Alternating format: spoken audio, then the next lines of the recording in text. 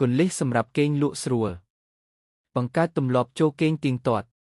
ព្យាយាមចូលគេងនិងភ្ញាក់ពីគេងនៅម៉ោងប្រហែលគ្នាជារៀងរាល់ថ្ងៃសូម្បីតែថ្ងៃចុងសប្តាហ៍ក៏ដោយបរិយាកាសគេង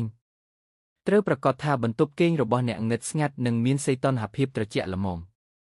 ប្រើពូកនិងខ្នើយដែលធ្វើឲ្យអ្នកមានអារម្មណ៍ស្រួលកំណត់ពេលសម្រាកមុនពេលគេងជៀសវាងការមើលអេក្រង់ភ្លឺទូរស័ព្ទកុំព្យូទ័រទូរទស្សន៍យ៉ាងហោចណាស់1ម៉ោងមុនពេលចូលគេងព្រោះពន្លឺពណ៌ខៀវអាចរំខានដល់ការផលិតអរម៉ូនមេឡាតូនីន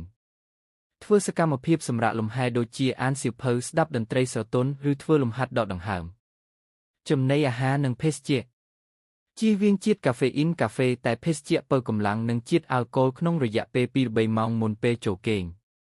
កុំបរិភោគអាហារធំឬហឹរពេកមុនពេលចូលគេងធ្វើលំហាត់ប្រាណការធ្វើលំហាត់ប្រាណទៀងទាត់នៅពេលថ្ងៃអាចជួយឲ្យគេងលក់ស្រួលប៉ុន្តែជៀសវាងការធ្វើលំហាត់ប្រាណខ្លាំងពេកក្នុងរយៈពេលជិតចូលគេងការងុយគេងពេលថ្ងៃប្រសិនបើអ្នកងុយគេងពេលថ្ងៃត្រូវកំណត់ត្រឹម20-30នាទីហើយជៀសវាងងុយគេងនៅពេលល្ងាចបើសិនគេងមិនលក់